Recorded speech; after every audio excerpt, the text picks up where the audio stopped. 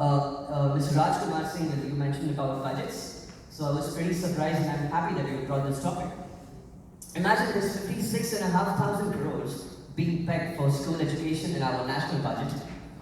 It is unfortunate that teacher training budgets have dropped a whopping 87% over the last 5 years. Yes, that's 87% from rupees 1,158 crores in 2015 to barely 150 crores in 2019. That's something which we should all worry about. The way I see it, the writing on the wall is clear. Attitude, skills, and knowledge, or let's just call it ask. That's a coin I would like to term it today, which I've been personally practicing for the last 10 years or most now. So I come from a corporate background wherein I've worked with 2 Fortune 500 companies. I've worked with the Times of India group, and I'll be happy to say I've been the national top performer for a good 24 months in a row. So if we can have a mix of corporate experience, if we can have a mix of academic experience, and if we can marry these together, the result will be absolutely incredible. Attitude, skills, and knowledge, or let's just call it ask, is an effective tool for measuring competency comprehensively. India needs to ensure that her educators and teachers are empowered with professional development opportunities that enhance their ask, which is nothing again but attitude, skills, and knowledge. This could be further broadened to adults seeking knowledge. This could be further broadened to advancing self-knowledge.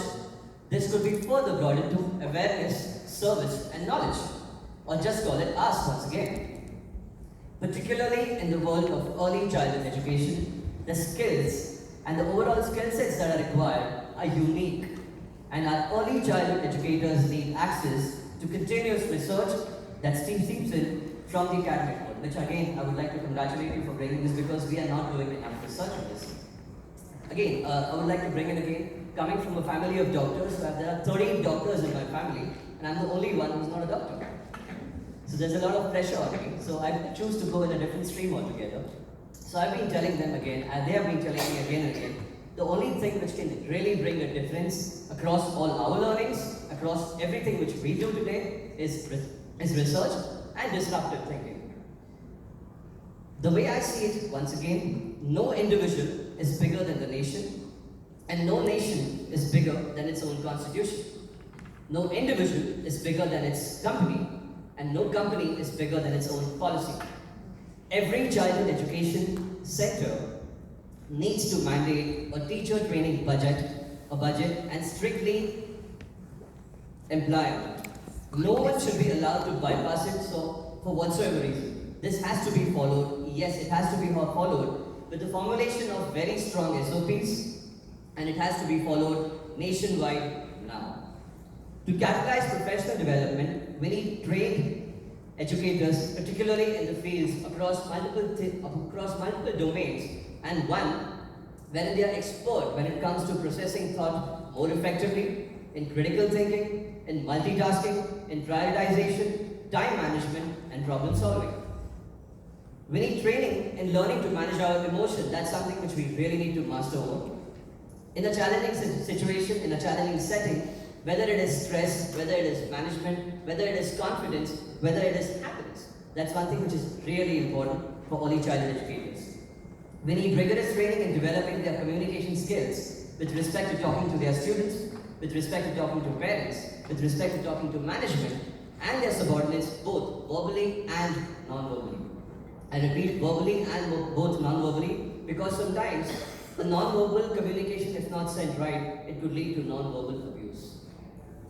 There needs to be constant learning on how to be assertive, how to be approachable, resolving conflicts both upwards and downwards, being receptive to constructive criticism, ensuring constant encouragement, and most importantly, being eternally optimistic and never losing hope in any single pupil of ours.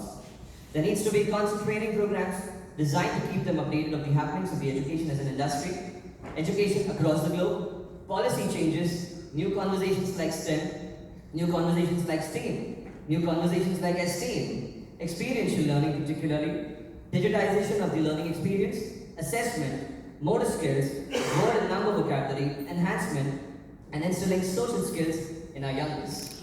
We should have respect for our teachers who cannot punch into work at 8:20 a.m. instead of 7:59 a.m. and work under restrictive budgets, these programs should be both affordable and accessible.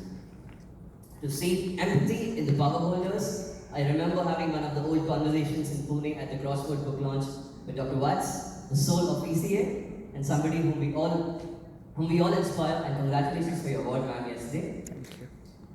To see the empathy in the power holders, we need some change makers.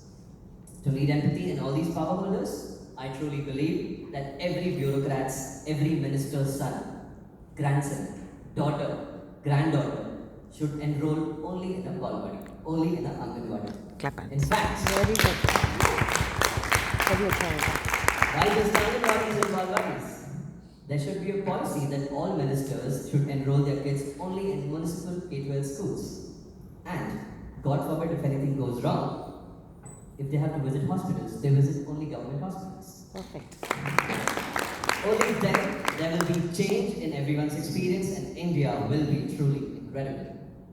It is said that the mind is not a vessel that needs filling, but wood that needs igniting. So, let's all step up. Yes, we must all step up, since it is this burning wood that will give us all warmth for generations to come. Thank you very much.